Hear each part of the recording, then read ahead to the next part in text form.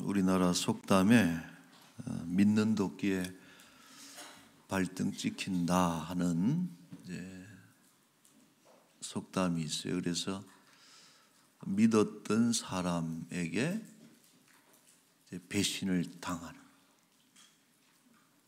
차라리 적이라면은 뭐 어떻게 방비도 하고 그럴 텐데, 믿었던 사람이 그렇게 뒤통수를 치면은 피해나 또 상처가 엄청 크고 또 방비하기가 쉽지가 않습니다. 그래서 뭐 그런 일이 있겠나 많이 이렇게 생각할 수 있지만은, 의외로 우리 인간의 역사를 보면은 이 친구의 배신이라는 주제는 인기가 있습니다. 아주 통속적인 주제고, 그것은 많이 그런 일들이 일어난다 하는 이런 또 뜻이죠. 로마의 종신 독재관이 된 율리우스 카이사르, 우리가 시저라 그러잖아요. 이 카이사르가 가장 강력한 권력을 쥐고 있을 때에 나이 55살인데, 이제 그가 누구에게 죽느냐? 그렇게 아끼고 사랑하고 아들과 같이 여겼던 브루투스를 비롯한 원로원에게 이제 그 암살당하는 장면이 이제 그림이고, 주황색입니까? 중간에 빨간색인지 그 옷을 입고 있는 인물이 이제 시저 카이사르입니다. 처음에는 그 역사 기록을 보면은 이 시저도 싸움하는 사람이니까 막 싸웁니다. 이렇게 자기 암살단하고 싸우는데, 그 사람들 중에 누구의 얼굴을 봤느냐? 브루투스가 칼을 들고 자기를 죽이려고 그 덤벼드는 모습을 보고서 이제 손을 놔버려요. 그때 이제 했던 말이, 유명한 대사가 뭡니까? 브루투스 너 맞아. 이게 이제 유명한 말이에요. 그래서 실제적으로는 그 말을 안 했다 그래요. 그 어떤 역사에 보면은 내 아들아 너 맞아 이렇게 했다 그러는데, 이제 브루투스 너 맞아도 이제 하는 이제 이 대사는 셰익스피어가 나중에 그 시저의 이야기를 극으로 꾸미면서 한 것으로 이렇게 알려져 있습니다. 여러분, 이 카이사르는요 엄청난 장수입니다. 로마인 이야기를 보면은 그 10배나 넘는 그런 군대, 강력한 군대를 앞에 두고도 기기묘묘한 그런 전략을 사용하고, 또 사람들의 심리를 막 이렇게 불러일으키는 웅변의 대가죠. 막 이렇게 그 적은 군사로도 큰 군대를 무너뜨리고 로마의 영토를 엄청나게 넓혔던 그런 대장수가 군인이 카이사르인데, 그러나 그런 위대한 장수도 등 뒤에서 찌르는 칼은 피할 수가 없다. 그러니까 이 친구의 배신이라고 하는 것은 상당히 치명적인 이런 것이 되고, 이제 못할 짓이 그런 거죠. 그래서는 안 돼요, 여러분. 그죠?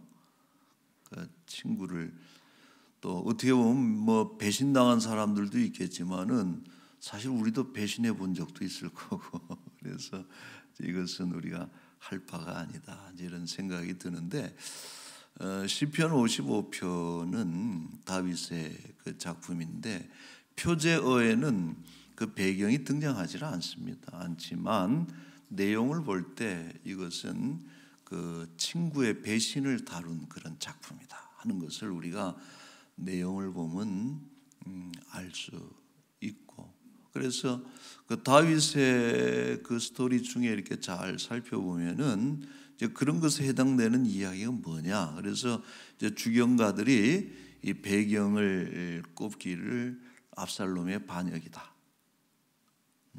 노년의 그 아들 압살롬, 다윗이 꿈에도 생각하지 못했던, 물론 그 이야기를 보면은 예정된 반역이에요. 압살롬은 이미 아버지에 대한 증오로 가득 차 있는데 아버지는 모르는 거예요. 여전히 내 아들, 그리고 그 부인이 얼마나 많습니까? 다윗이 그 자식들도 많은데 그 중에서도 가장 사랑했던 아들이 압살롬인데 증오에 휩싸여서 아버지를 죽이겠다고 그 반역을 일으킬 줄은 생각도 못했다.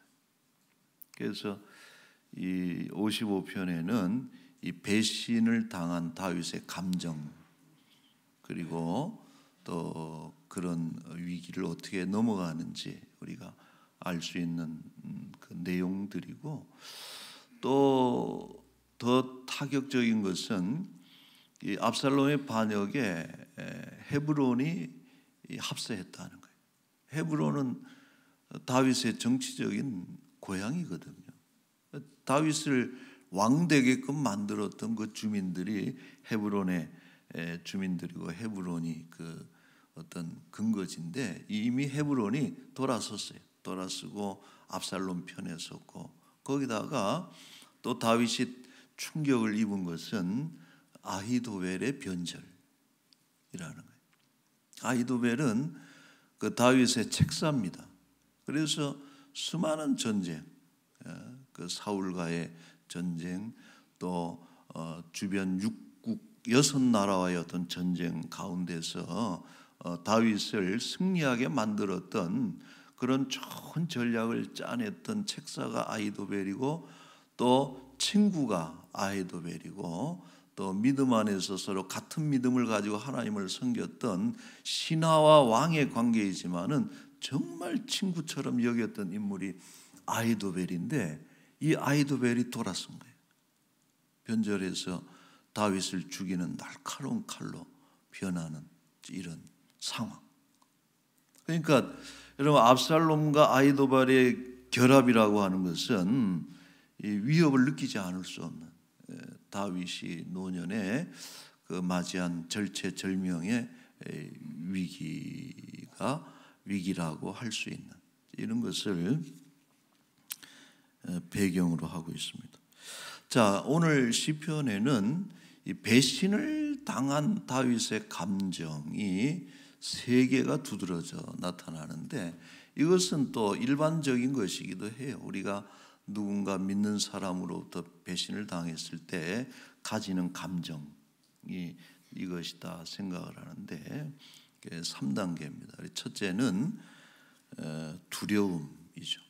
5절에 보면은 공포가 나를 덮었다 그러거든요. 다윗이 늙은 거예요.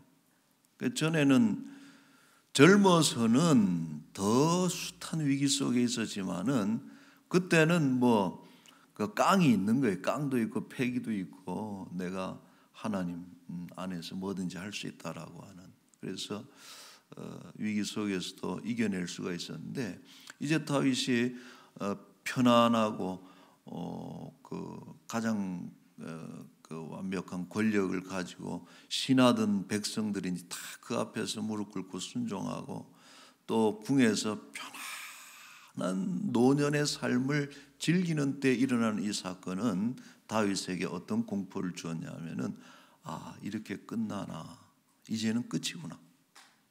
젊었을 때는 뭐 까짓것 한번 해보자 그러고 싸웠을 텐데, 나이가 들어서 전투력이 사라진 거예요. 편안한 삶에 녹아들어서 그런 어떤 의지가 약화된 것이, 그러니까 공포가 나를 덮었다 하는 이런 두려움이 그 다윗을 덮었습니다. 두 번째 감정은 분노입니다. 어찌 보면 두려움은 잠시고 분노가 가장 강력했을 것이고, 이 분노가 휩쓸었을 때 두려움을 삼켜버려요. 분노는 강렬한 감정입니다. 차라리 사울의 그 남겨진 잔당, 바락이나 혹은 블레셋이 다시 일어나서 자기를 공격해 왔더라면은 알고 있는 적이잖아요. 그랬으면은 오히려 이길 수 있고 견딜 수 있고 어떻게 해볼 수 있었을 것이다라는 얘기를 12절에서 해요. 12절에 보면은 나를 책망하는 자는 원수가 아니라 원수일진데 원수라면 내가 참았을 것이다. 또 미워하는 자라면은 내가 그를 피하여 숨었을 것이다. 그런데 이 적이 아니에요. 원수가 아니에요. 누구냐? 13절에 그는 곧 너로다. 나의 동료, 나의 친구, 나의 가까운 친구. 우리가 같이 재미있게 의논하며 무리와 함께하여 하나님의 집 안에서 다녔도다. 아마 이 내용을 아히도벨에게 적용을 하면 비슷한 얘기가 될 것이라는 그런 것이죠. 그러니까 이 분노가 되는 거라. 그때 너와 나누었던 우정과 친밀함은 도대체 뭐냐? 가짜였냐?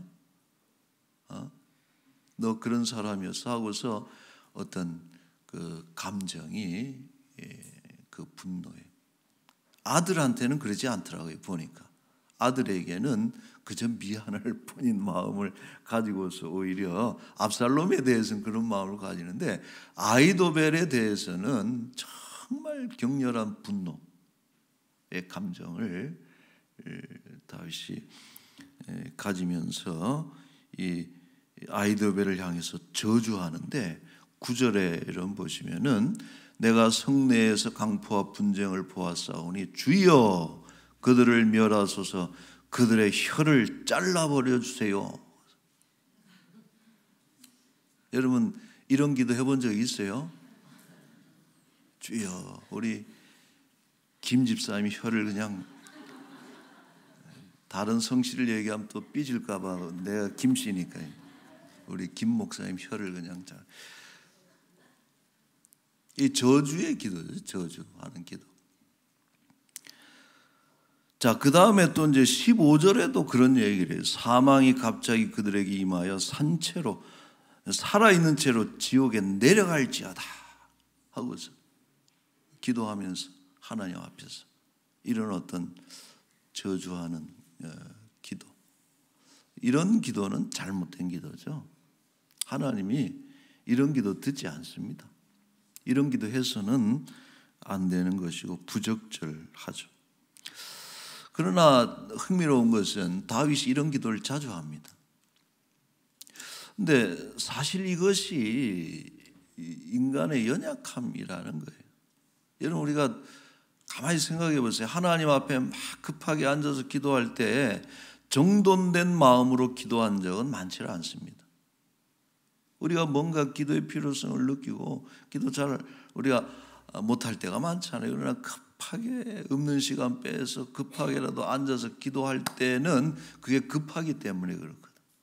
그래서 급하기도 하고 두렵기도 하고 때로는 뭐 화가 나기도 하고 이런 마음들이 있을 때 하나님 앞에서 기도의 언어들이 그렇게 아름다운 언어가 쓰이지는 않습니다. 사실 부르짖는 것이고 속에 있는 거친 것들을 다 쏟아내요. 그래서 우리의 기도에 처음 시작할 때 언어는 정제되지 않은 언어들로 가득 차 있고 우리가 다윗의 시편을 보면요 그런 기도문들이 종종 눈에 띄는 것을 볼 수가 있습니다. 자, 그런데 이것이 이제 16절을 넘어가면서 뭔가 좀 분위기가 달라지는 것을 우리가 볼 수가 있는데 16절에 우리 같이 한번 읽어볼까요? 나는 하나님께 부르짖으리니 여호와께서 나를 구원하시리로다. 아멘. 이제 여기서 그 다윗이 좀 자기의 마음을 정돈한 것을 좀 볼 수가 이제 있습니다. 그래서 저들은 나를 죽이기 위해서 겉으로는 친한 척하고 또 그렇게 좋은 말도 하고 그러면서 뒤로는 온갖 모략과 모사를 다 꾸미고서 나를 죽이려고 파괴적인 이런 잔혹한 행위도 서슴지 않는 그렇게 나를 대했지만은 나는 그렇게 안 하고 하나님께 부르짖겠다 하는 하나님을 찾는 이런 바른 태도고, 여러분 그 16절은요 우리가 눈여겨볼 것이 하나님을 부르는데 앞에는 하나님이라 그랬고 뒤는 여호와라 그랬습니다. 그래서 이제 이것도 그냥 나온 말이 아니고 의미가 있죠. 하나님이라고 하는 것은 엘로힘이고 전능자라는 뜻이고, 나는 하나님, 전능하신 하나님의 능력을 확신하면서 기도합니다. 적들이 나를 어떻게 죽이고 나를 무너뜨리고 내가 그런 위기 앞에 있지만은 나는 하나님을 믿는데 하나님은 능력의 하나님이시다. 엘로힘. 두 번째는 여호와. 여호와는 여러분 이것은 언약 명칭입니다. 아브라함이나 모세를 부를 때 하나님께서 여호와, 언약을 맺을 때에 사용하는 하나님의 이름이 여호와라고 하는 것이. 그래서 아브라함을 부르시고 모세를, 이스라엘을 부르시고 또 오늘날 우리로 하여금 하나님의 자녀들로 만드실 때 내가 여호와다 하고서 우리를 불러주실 때 명칭. 그래서 다윗이 첫째는 하나님의 능력을 확신하면서 기도한 것이고 두 번째는 하나님의 약속을 신뢰하면서 기도를 올리는, 사실은 완성도가 높은 짧은 구절이지만은 기도문이다 이런 생각을 합니다. 계속해서 시인은 구원의 확신을 피력하죠. 18절에 여러분 보시면은 나를 대적하는 자 많더니 나를 치는 전쟁에서 그가 내 생명을 구원하사 평안하게 하셨도다. 마음의 평안을 되찾습니다. 19절에 옛부터 계시는 하나님이 들으시고 그들을 낮추시리이다. 셀라. 벌써 지난 날을 돌아보면서 하나님이 어떤 분이신가, 옛부터 계시는 하나님께서 나를 구원하시고 나를 평안케 하시고, 이 다윗이 아주 정상적인 마음의 상태로 돌아온 것을 볼 수 있습니다. 그래서 이 시편이 15절 16절 사이로 해서 언어들을 보면은 감정의 그 변화가 확 두드러지게 나타나요. 15절까지는 뭐냐면은 막 거침없이 쏟아내는 거예요. 쏟아내.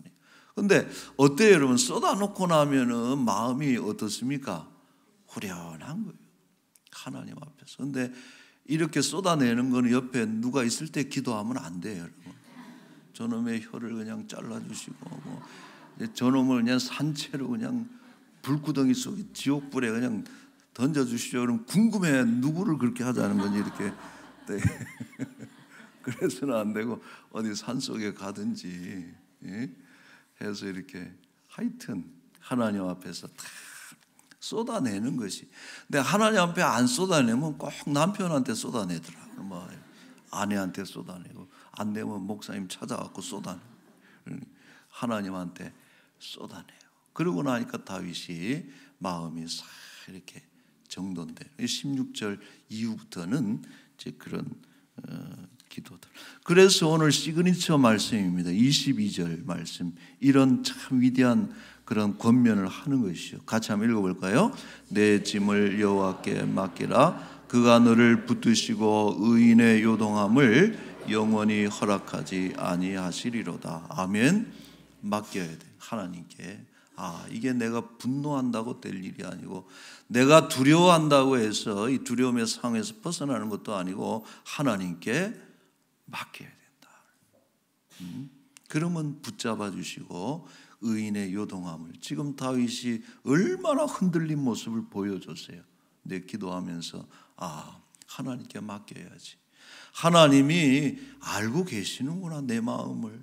하나님이 나를 구원할 수 있어 하는 이런 믿음에 도달하기까지 이런 다윗의 감정이 이렇게 정리가 되어가고, 결국은 그렇게 여러분 폭풍이 막 휘몰아치고, 저도 이렇게 믿음 생활하다 보면 어떨 때는 감정이요 그냥 그 폭풍이 막 일어나듯이 주체할 수 없어. 그때는 어떤 놈 하나 잡아가지고 그냥 그때는 뭐 부모도 없고 뭐 장로님도 없고 집사님도 없고 사람이 여러분 감정이 막 이럴 때는요 배는 게 없습니다. 근데 조심해야 돼요. 그럴 때 말하는 거 조심해야 되고 그럴 때 사람 만나는 거 조심해야 되고 정말 조심해야 돼요. 오직 우리는 누구 앞에 가서 쏟아내야 돼요? 하나님은 다 받아주시고 또 그래서 하고 한바탕 하고 나면 하나님이 다시 제정신으로 만들어 주시는데 아이고 내가 왜 그런 기도했나 싶기도 하고 이제 그래서 다윗이 정말 파도가 잔잔해지듯이 그런 평온함. 여러분 다윗이요 또 하나의 벽을 넘은 겁니다. 우리가 열왕기를 보면은 왕들이 많지만 처음에 잘하다가도 늙어서 넘어져서 완전히 망하는 왕들이 꽤 나옵니다. 정말 존경도 받고 칭찬도 듣고 좋은 왕이었는데 끝에 잘못해갖고 무너져서 마지막 기록이 엉망인 왕들이요 꽤 나와요. 지금 다윗이 어찌 보면은 노년의 이 위기를 통해서 그가 무너질 수 있었지만은 그가 다시 한번 벽을 뛰어넘음으로써 그 위기를 극복하는 그런 모습을 우리가 보고 있고 나이가 들면 화가 많아진다 그래요. 전 아직 모르겠어요. 근데 연세 드신 분들은 노여움이 많이 그거 잘 다스리셔야 돼요. 그것은 우리를 파괴하는 그런 것이기 때문에. 자, 결론으로 한 가지 더 거론하지 않은 감정이 하나 남아있는데 이것은 환멸입니다. 여러분 믿는 자로부터 그런 일을 당하게 되면은 처음에는 두렵죠. 그 다음에 분노가 찾아오지만은 세 번째로는 분노하다가 지쳐서 어떻게 되느냐 환멸감을 가지고. 근데 이 환멸감이라는 감정이 참 강력한 거예요. 여러분 분노했다는 것은 여전히 살아있다는 겁니다. 자기의 의가 살아있어. 어떻게 그놈이 나한테 그럴 수 있어. 자기가 살아있는 거예요. 두려움은 살아보려고 하는 의지가 욕망이 살아있기 때문에 두려워하는. 근데 환멸은 뭐냐면 다 시들시들해져. 자식도 나를 치는 세상에 내 아내도 말이야 몰래 나를 사랑하는 줄 알았더니 그새 다 명의 변경해가지고 지 걸로 다 돌려놓고 돈 벌 때는 좋았지 은퇴하고 났더니 말이야 딴 남자 만나가지고 이제 얘기가 그렇다는 거예요. 이제 우리 교인들은 안 그러지만 그러니까 믿는 사람한테 이렇게 뒤통수 맞고 나면요 다 시들시들해져요. 그런 사람한테 가가지고 그래도 교회 가서 예배합시다. 예배해서 뭐 하게? 우리 맛있는 거 먹으러 갑시다. 그럼 뭐라 그래요? 아유 먹어서 뭐 하게? 예? 그래도 살아봅시다. 그럼 뭐라 그래요? 살아서 뭐? 그게 이제 사실은 그런 감정. 어찌 보면은 두려움과 앞에 분노를 확 뒤엎을 수 있는 강력한 감정이 그런 환멸감 이런 것이. 그러니까 다윗이 아마 그래서 6절에 그랬을지도 몰라요. 6절에 나는 말하기를 만일 내게 비둘기같이 날개가 있다면 날아가서 편히 쉬리로다. 어디 가서 쉬고 싶은 거예요, 다윗이? 그렇지. 그래서 이제 그 주경가들이 성전이라 그랬는데 그게 아니라 7절에 보면은 내가 멀리 날아가서 어디로 간다 그랬어요? 광야로.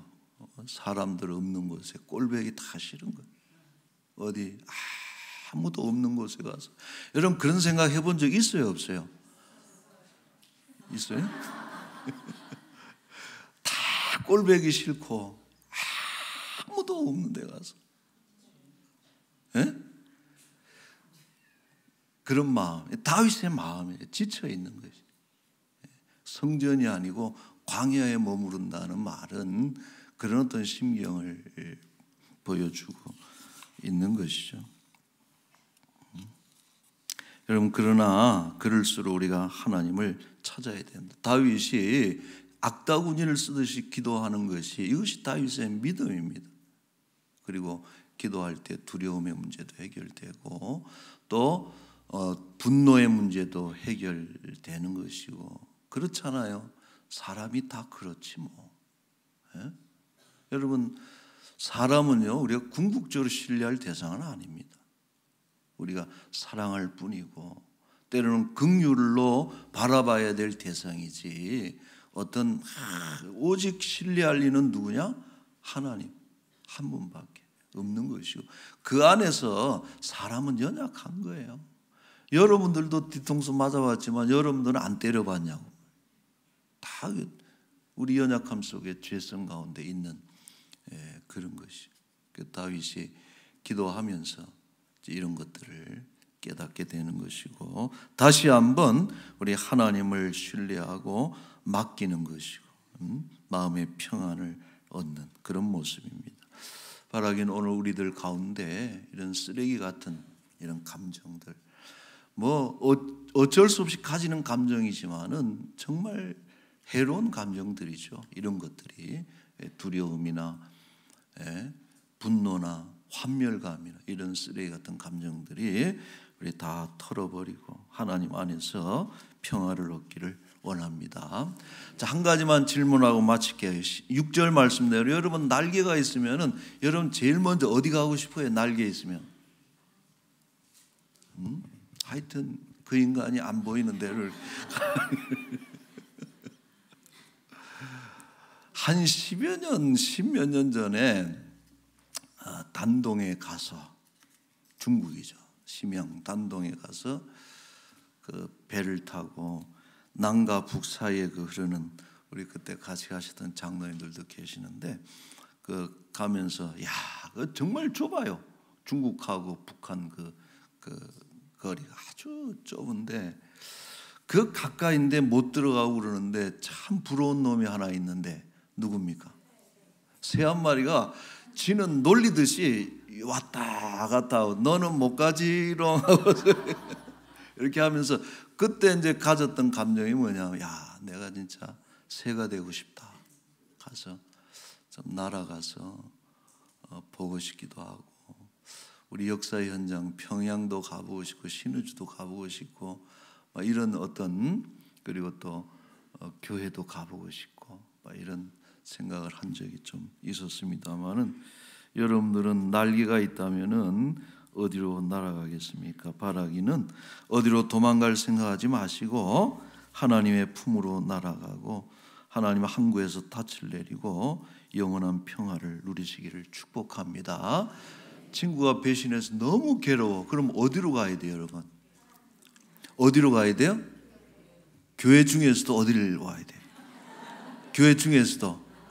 예? 아니, 라몬교회 중에서도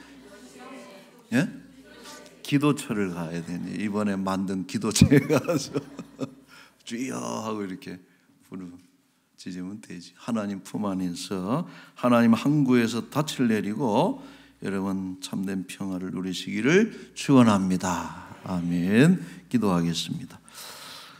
거룩하신 우리 하나님 아버지, 사노라면 이것저것 사람들 틈에서 치이다가 상처받고 낙심하고, 또 혹은 나도 모르게 누군가에 상처 주고 살아가는, 부대끼며 사는 것이 우리 인생사인 듯 합니다. 하나님, 우리가 너무 사람을 온전하게 보지 않게 하시고 하나님 안에서 죄 많은 인생들이고 연약한 인생들임을 늘 기억하면서 미워하고 분노하고, 그렇기보다는 사람으로 인해서 정말 절망하기보다는 하나님을 보게 하시고, 오히려 하나님 안에서 우리 이웃들을 마음으로 사랑하고 또 아끼고 그렇게 함께 더불어 살아가는 아름다운 공동체가 되게 하여 주옵소서. 이 시간 어떤 일로 인해서 상처 있고 분노하는 분들이 있다면 빨리 그런 분노의 감정들 다 던져버리게 하시고, 사람으로 인해서 상처받은 분들이 있다면 사람으로 인해서 넘어지지 않게 하여 주옵시고, 우리 하나님께 다 짐을 맡겨드리고 붙잡아 주시고 또 견고하게 하시고 또 길을 열어주시는 하나님으로 인해서 마음의 평안, 평안하고 또 가는 길이 형통할 수 있도록 주여 복을 내려 주옵소서. 이제 하나님 10월달 분주했던 시간들 많이 지났습니다. 어제 우리 한걸음 잔치에서도 100여 분이 넘는 분들이 오셔서 참 유하은 우리 간호사님 은혜의 간증을 통해서 눈물도 흘리고 감동도 받고 좋은 시간 보냈는데, 그분들 가운데 꼭 예수 믿고 또 하나님 안에서 하나님의 자녀 되어질 수 있도록 그들의 길을 주께서 인도하시고 그들의 많은 분들이 등록하도록 주여 은총을 베풀어 주옵소서. 지난주에는 우리 임직식도 했는데 하나님 시작입니다. 계급이 아닙니다. 이 일을 통해서 더욱더 겸손하게 주의 일에 힘쓰고 그로 인해서 교회가 더욱더 힘을 얻게 하여 주옵소서. 오늘 보니 우리 귀한 권사님도 함께 하셨고 여러 가지 질병으로 인해서 고통받는 우리 사랑하는 장로님, 권사님, 집사님들 간절히 주께 부르짖어 기도할 때에 먼저는 짐을 주께 맡겨드림으로 인해서 이 수술 받고 이 치료 받으면 어떻게 될까 하는 염려, 근심 이런 것보다 하나님께 다 맡겨드리고 하나님으로 인해서 마음의 평안함을 누리고 그로 인해서 꼭 투병해서 승리할 수 있도록 은총을 베풀어 주옵소서.